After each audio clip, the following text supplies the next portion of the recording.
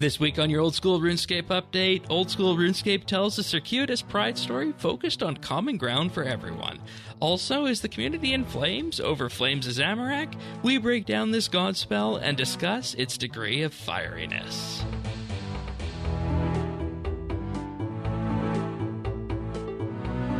This is the Old School RuneScape update, episode 31, recorded Saturday, June 8th, 2024. Community takes on fire.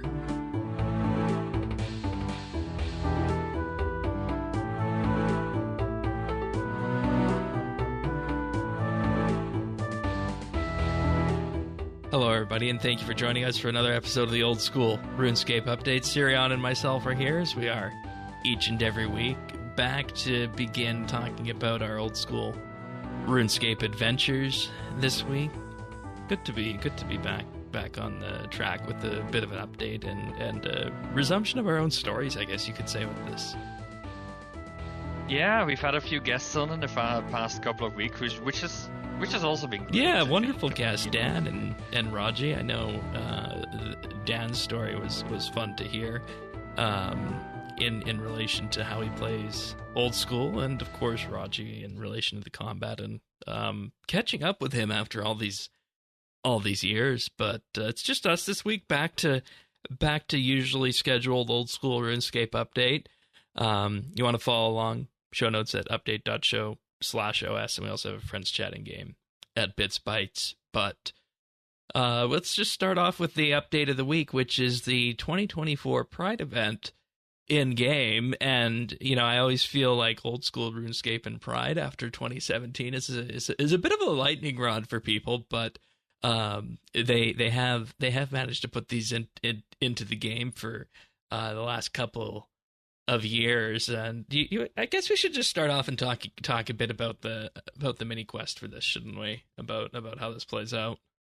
Mm-hmm. Yeah. Of course, you have to, with this, talk to the person named Kitbreaker, who later winds up joining the White Knights and picks up the wonderful White Knight name of Circuit Breaker. Yeah. I laughed at that. Yeah, that was a good find. That was good. But the story of Kitbreakers basically is that they've left home because they were unsure if their family members, in particular the father, would accept them for how they were.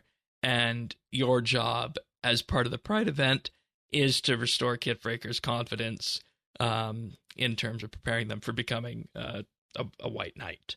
And throughout all of this is the expression of Pride this year in Old School RuneScape. And it's not until you get to the end and you start talking to Gilbert that you start assembling the colors of the rainbow for this. And was it just me, or was this a bit of an odd Pride story? Yeah, I think it's a little bit less literal in a sense. I can kind of see where they were going for. I think, of course it's more of a neutral retelling of the experience, but I think it mirrors what a lot of people might struggle with.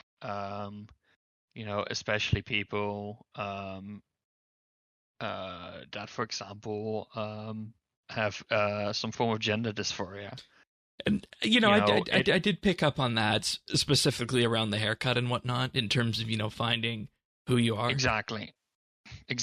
So, like, for some people, they go to pretty much this experience. So if I had to warrant a guess, this is very much written from a personal story. I don't know if somebody from outside would have chosen a thing like this, but it made it feel a little bit less obviously Pride.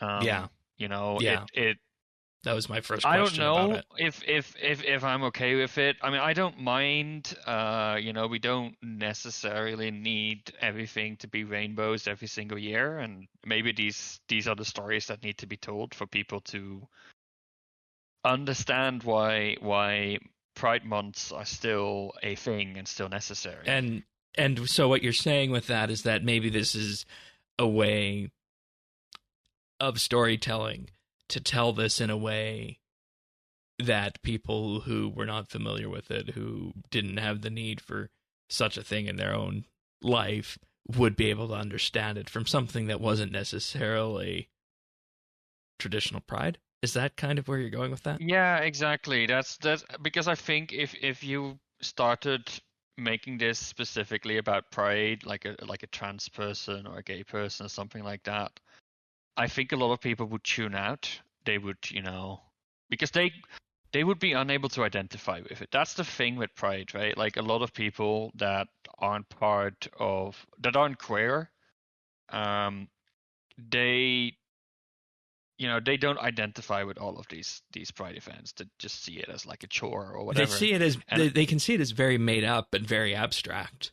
exactly, or it's just like part of the big woke agenda, right? And I think by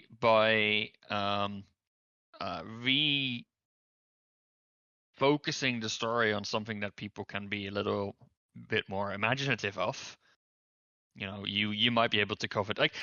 This is what I guess the idea behind it was. And yeah, I And don't know. Is that the right choice? right, because I do like that it shows that a game like RuneScape can be used to tell stories like this. It is a storytelling device, and that's what it does here. yeah, and what I was going to say with that is that it's certainly very interesting from that perspective. And the first thing that came to mind on this was that, well, maybe Jagex is doing this because of the very infamous reaction to the first attempt at a Pride event in game in 2017, and the fact that if you look at social media this week, there are practically blow-ups everywhere that you can see online in relation to this, even though it's as we've just said, it's telling it in a very neutral sort of way. Yeah, exactly. I think it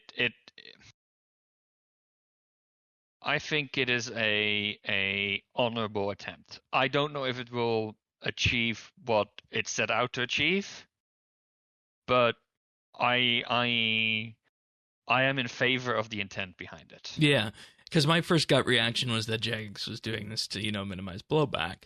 But after talking about it with you, I see it from this other lens as well, in that it's an attempt to do it from a more neutral stance that in effect explains it, because I don't necessarily know if I've ever seen anything to try and explain Pride in this way. And I'm trying to. I mean, there's more to it than be happy, be gay, right? Like there's more. That's the thing with Pride. I think there's this stereotype around it. Like if you look at things like Pride parades, there's like all of these people that are completely, dressed up and colorful and very. They really export their feelings in a sense, right? Like Yeah. they really express it. And that to me, like if that is your image of Pride, I think you're getting a skewed image, because there's way It's more not to the full that. picture. It's not the full picture. There are a lot of stories of people that are still struggling with their identity, or struggling because their environment has rejected them for their identity, right? Like that is the other part of Pride, and that needs to gain awareness as well. Yeah. In that sense, they made a choice here to focus a little bit more on that aspect. Yeah, and maybe that's a good thing, because I was gonna say I'm trying to remember when the whole concept clicked for me. It was a number of years back, but it's like one of those things that clicks and you just see it differently than you would have seen it before. And I'm trying to remember what the tipping point was for me on that made it click, but I can't remember that. presently right now here on the podcast. So, and I think if you look at it from that perspective, it's something that is still going to be ignored by a significant portion of the player base. But I think the gestures from Jagex definitely do go out there and do go a step in the right direction. Was there anything from this event that it didn't do that you thought it should have done? I'm still a little bit disappointed in the lack of different colors you can color the rewards in. I think there's gaps there that are unnecessary. There are a lot of flags and identities and colors, and maybe you cannot cover all of them, but I feel that's a hard balance to strike. So like my own pride colors, which are the aromantic ones, they are not there, for example, which is I guess a little bit disappointed, right? Especially given that it's an identity that does tend to get a little bit gate capped out of it. Yeah.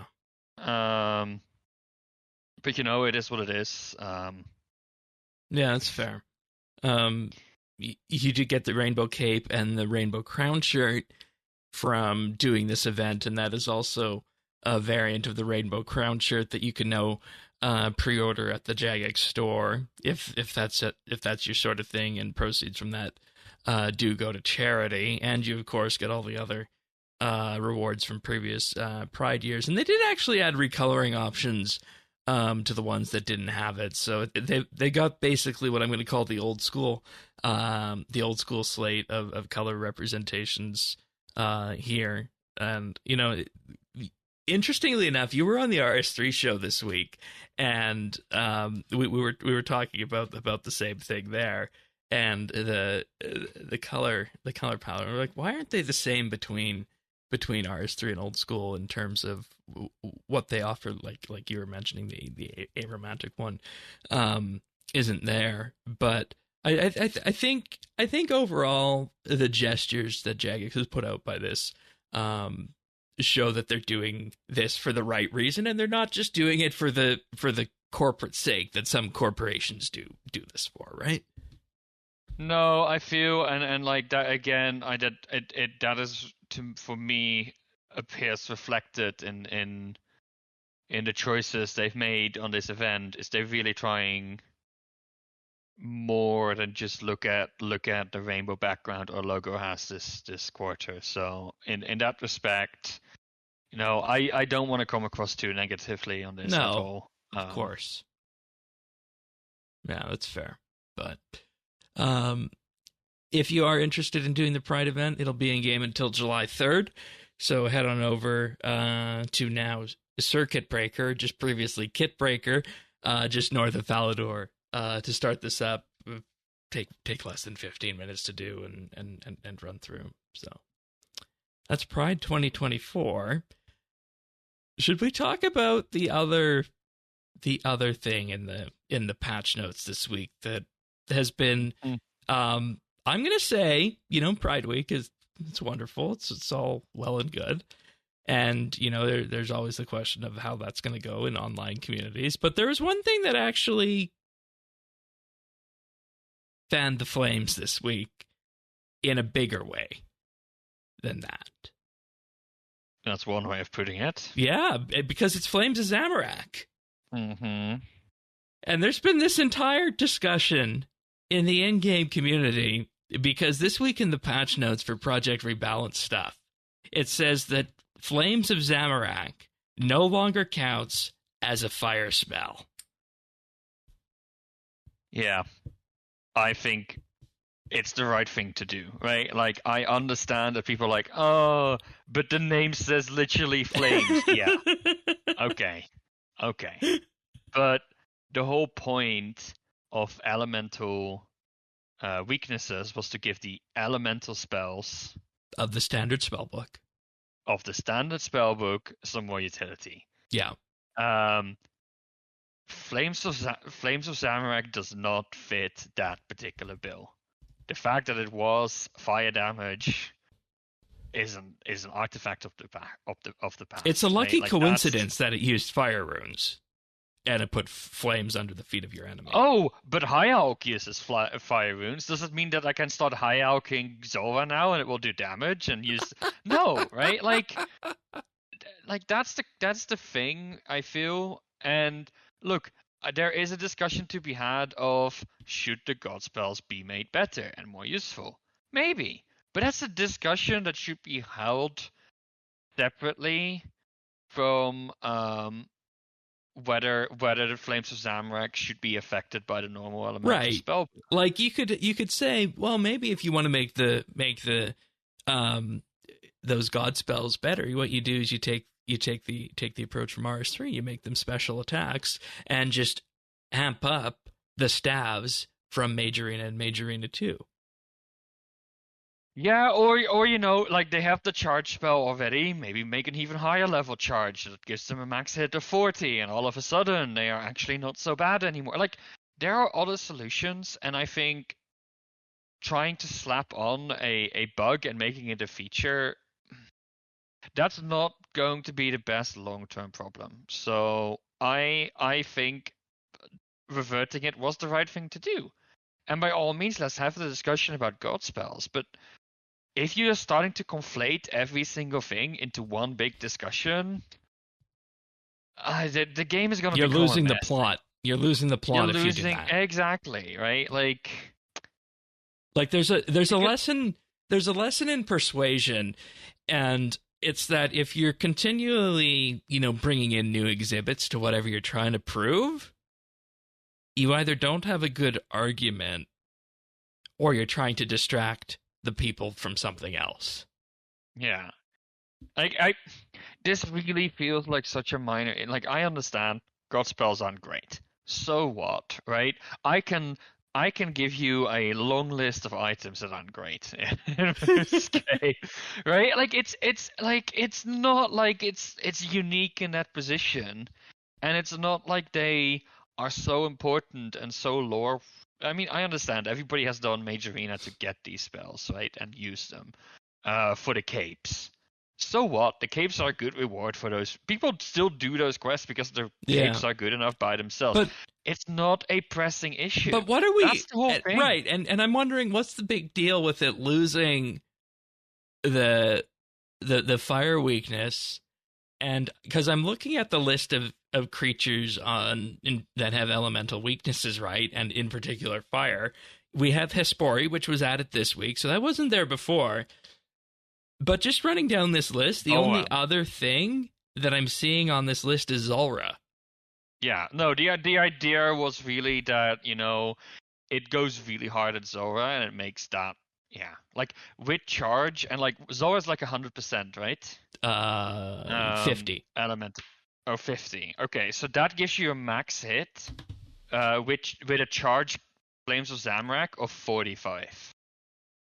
Before any of the damage bonuses. Like, if you add like your occult necklace and full gear, you're gonna add like you're gonna get up to 50 or something. Right. Like that. That's a pretty hefty max hit. And that's nice. That's playing into what I call the power fantasy, because folks will know who listen to the show. I like that power fantasy. I always say, give me more, give me more. But there has to be a point where you say, well, maybe this wasn't. Yeah, what's the point if you can start one hitting all of the bosses, right? Like, that might be fun for a little bit, but that's kind of what you do in leagues, right? That's what leagues is for. It gets old. It gets old. Yeah, I'm not 100% up on this. But from what it looks like is that there's a bunch of staves in game that are also able to auto cast Flames of Zamorak. Yeah, I think it's only the Staff of the Dead. For the Flames Staff of the Dead, Thamarin's Scepter, the Accursed Scepter, and the Toxic Staff of the Dead. Okay, that's a few more than I thought, but yeah. Yeah. That one has a 16. The first one, the Staff of the Dead, has a 16 mil investment price in it, and then you question, well, are you gonna, auto cast it to the point you're spending 4 fire runes, 2 blood runes, and 1 air rune with it just to do, your PVM? No, you can give other fire runes with a Tome of Fire if you really want to save some money. So then, I mean, it's not too bad at that point with blood runes being. I mean, people are complaining, oh, it takes 2 blood runes, right? It should be more powerful than what's it? Surge. Surge, which is only 1. And look, again, fair enough, but that's a whole different discussion. Right. And I'm wondering where, and maybe the people in the comments can explain this or whatnot. What I'm the most concerned about, or rather not concerned, what I'm interested to hear about is why does this feel such a big deal? Is it just Zulrah? That this would really be penalizing? Because that's really the only I boss think it's one on of these list.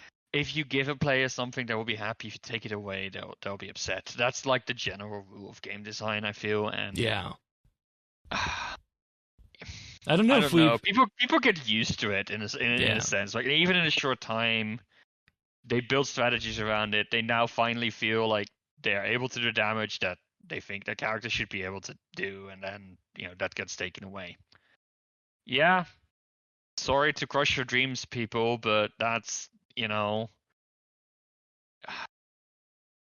stop basing your expectations on the first week after an update on balancing. I have a question. That's all I can say. I have a final question on this.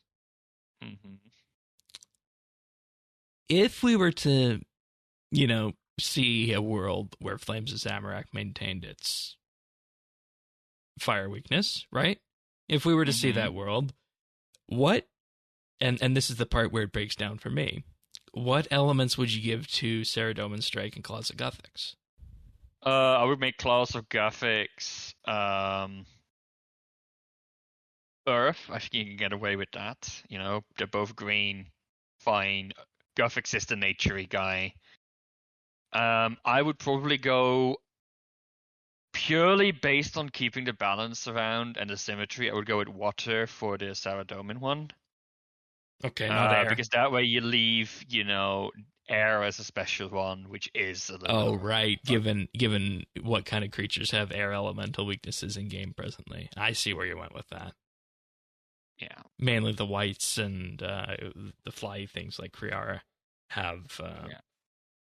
Yeah, but also weakness. I think air should get a special position because air runes are a little bit funny because they're used as part of all the spells. So yeah, I don't know. I see this is going into hypothetical. The whole thing just doesn't make sense. They're not elemental spells, period. And that was my thing, is that if I feel like the other option aside from removing the fire weakness is to just give 2 weaknesses to the other 2. That would have been the other way to go. Yeah, but then it's still not solving. Then you're just running with it and just giving into the community instead of trying to come up with the right solution, which I think is to give the spells their own niche rather than trying to tack them onto and make them displace some of the elemental spells, which the whole point of rebalance was to stop doing that. So because it's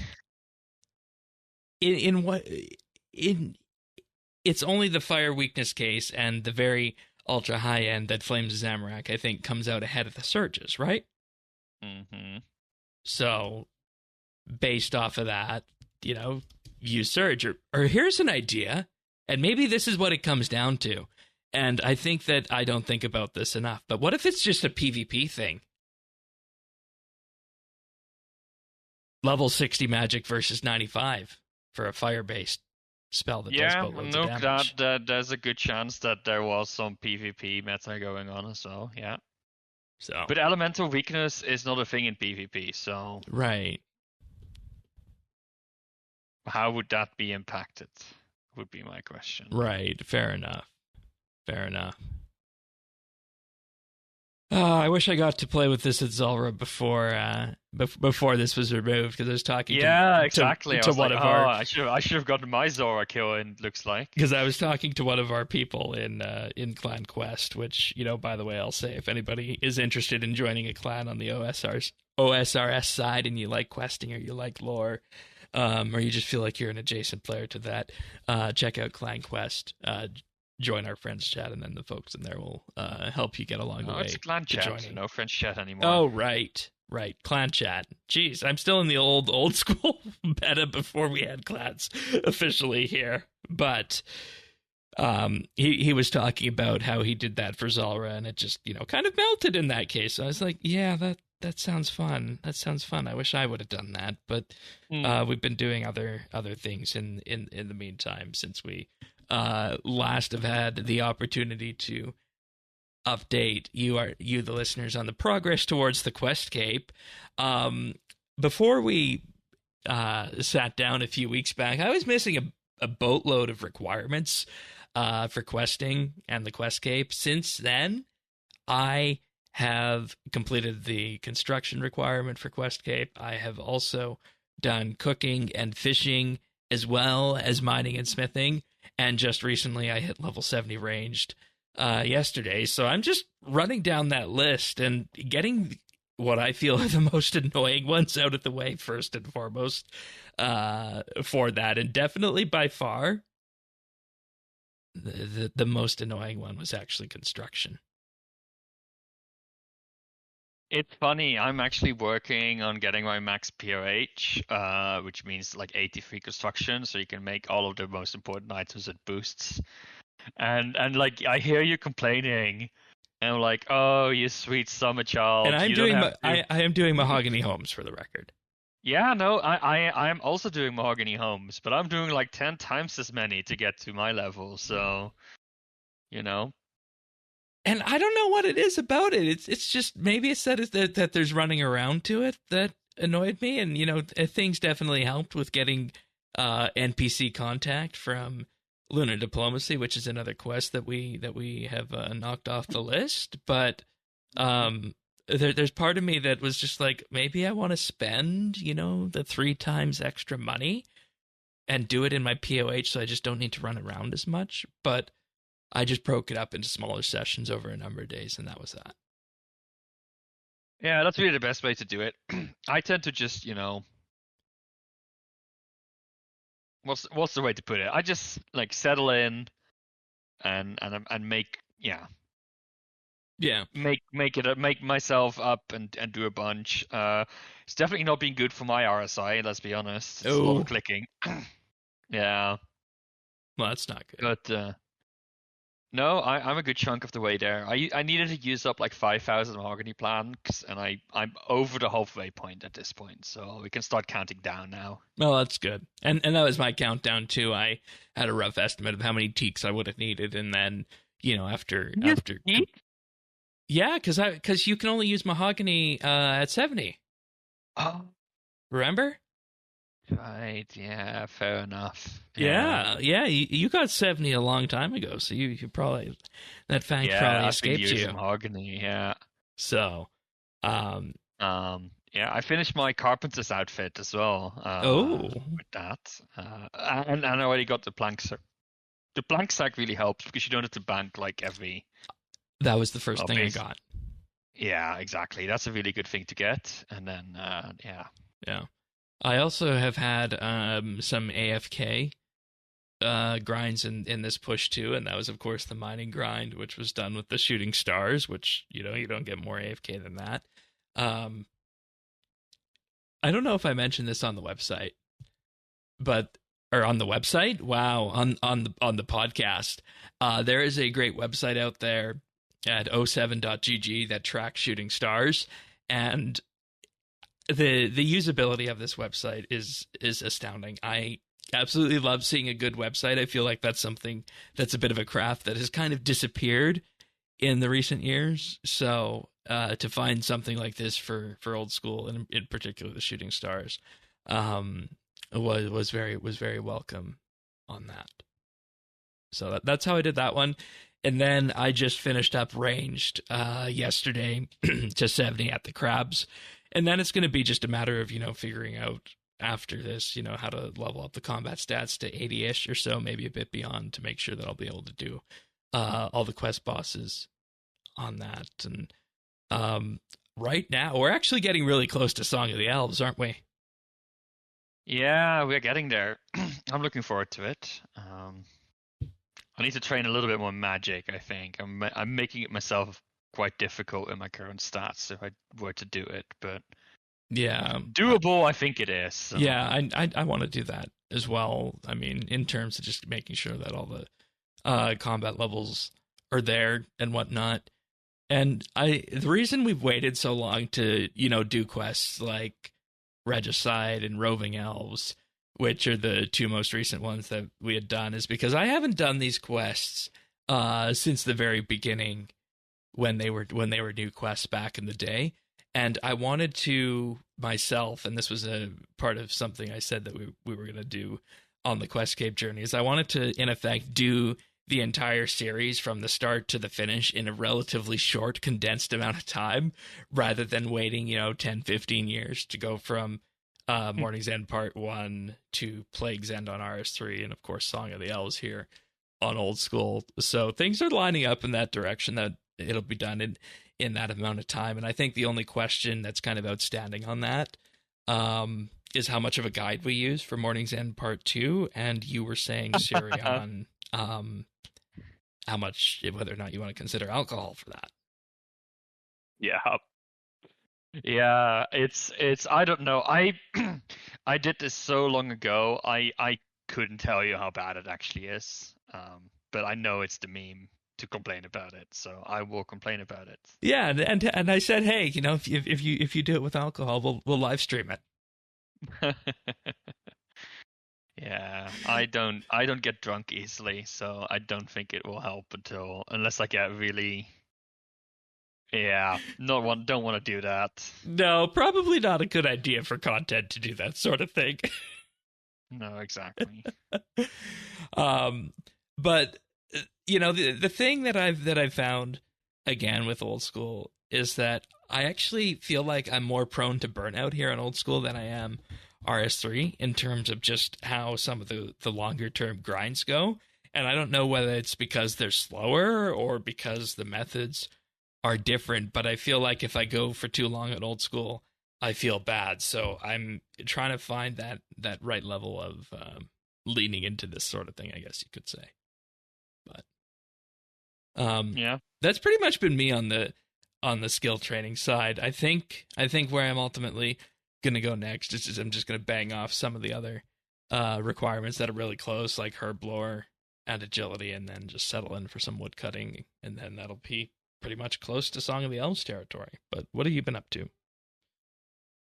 Yeah, I've been I've been really close or quite close to getting all of the quest point cape requirements, so that's sort of been my North Star in choosing my goals. Yeah. So I knocked off 75 magic, 72 thieving, things like that. What'd you do for the magic? What did I do? Lots of alching. I alched all of my crafting output is what I did. So that was quite painful, but hey, I made literally it with RSI. Yeah, yeah, with my RSI, it did not help. And see, that's what I'm like. That's what I'm wondering. There has to be a good magic training method that's not alchemizing, right? Yeah, it's Slayer with burst. Oh my God. That's how you train. No, if you want to go training, it's bursting demonic monkeys after Monkey Madness 2. Oh, okay. Yeah. Yeah. Yeah. But that's a ways away too, though, isn't it? Monkey Madness 2. Anyway, 75 magic, second combat skill at 75. I mean, we're obviously not counting hit points here. That was nice. I did Mage Arena 2 and 1, but 2 was more important. All right, you kind of snuck that in right before the Project Rebalance stuff, didn't you? Yeah, because I was like, if I'm gonna have to go into the wilderness and I want to get my like I'd rather get all of my damage bonus from this crazy good thing called the occult necklace, because then I'm only risking one item rather than an entire set. Which was a good thing because I did get deaded by some PKers who thought it was really fun to just, get my, what was it, like 50, 100k. Like I was wearing like black dragonite. It was really cheap. Yeah, I was a little bit frustrated after that, but I did get the kill in the end, and got myself an imbued God Cape, which is best in slot, I think, for Magic. So that's very nice. I always found that odd that the best in slot magic comes from there, but then you have, best in slot melee and whatnot that's like from Inferno. Yeah, and best in slot ranged is coming from Ava's assembler, which we can't quite make yet. But yeah, I don't know. I liked it to spread out a little bit rather than all from the same thing, so I don't mind. But yeah, other than that, I knocked off 65 Runecraft. I'm gonna stop training until we finish the Morning's End Part 2. Because it makes no sense to keep training without access to death runes. That's from Temple of the Rift, right? Yeah. Or Guardians of the Rift. God, the chat there is toxic. It's not as bad as Winter Toad, but it is toxic. Yeah, other than that, more AFKing as well at the Nightmare Zone. I want to try and get all of my stats to 75. Making good progress on that. You can't use the Nightmare Zone for Magic or ranged, can you? You can do it for ranged, but it's not recommended for Magic. Okay. So yeah, that's that. If you want to change ranged, by the way, it is, rather than bursting demonic monkeys, it is chinning. Yeah. Demonic monkeys. Yeah. So, I've been doing most of my Slayer task with ranged, so I'm up to 77 now. I'm going to push that to 80. And yeah, getting 80 skills, combat skills across the board is basically one of my goals, because that gets me definitely over 100 combat for the Duradel and most of the quests, so we should be good on that. And other than that, Slayer. I got my Slayer helmet finally. So now it's actual Slayer tasks. Yeah, now it's actual Slayer tasks. Because I know that's coming for me eventually. Yeah. This was one of the longer grinds because I did mostly point grinds to first unlock broad crafting and then the Slayer helmet. I think that's a smart thing to do. Yeah, exactly. So now that I have that, it's just straight to 69 Slayer. Because that's the requirement for, I believe, Monkey Madness 2, and will also be the requirements for Wild Gothic Sleeps. So, wait, it's a requirement for Wild Gothic Sleeps? I thought so. I'm panicking. No, it's not. It's not. Oh no, never mind. It was 72 Thieving I was thinking about. Yeah, 72 Thieving is the one there. Yeah. And no, so yeah, there you go. And then after finishing this and construction, I'm sort of going back and forth, right? Like you say, it's easy to burn out, especially with this longer grind. So I try to find 2 or 3 that I can sort of rotate between. My current big goal is heading back towards Winter Toad, because 60 to 75 fire making is a long grind. That's the longest grind I still need for my quest cape, and I will get the wood cutting requirement along the way. Yeah, so. and I mean, why do fire making with line fire making when you have Winter Toad, right? Yes, exactly. That is kind of true. And I feel like I might have been spoiled with this in leagues when I went to Winter Toad for the kills there and just, saw how quick that XP was, and now obviously won't be as quick in the main game. No. But it's still going to be quicker than, running lines in Varrock or Falador with your logs, right? So. Yeah, I think it's quicker. It's also, you don't need. I mean, you need sort of full attention, but not quite. You can definitely watch something on the side, I think. So, to me, that's a big benefit. Like, it's not click, click, click, click, click, click. Yeah. But yeah, I'm also throughout all of this, I'm one combat point away from finishing easy combat achievements.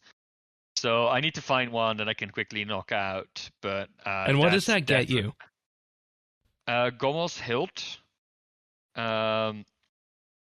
which I believe. So each tier gives you. So the easy tier gives you double the chance for easy clue scroll drops, and it goes all the way up with the tiers, I believe. So that's nice, honestly. Okay. If you want to do some clues. I think Gommel's Hill gives you some teleports to Trollheim, which might be of interest to you. Well, rather to the God Wars dungeon, which is... Well, I mean, that's close enough, but... Exactly. I think you also get more points from... Slayer? No, pest control. Oh.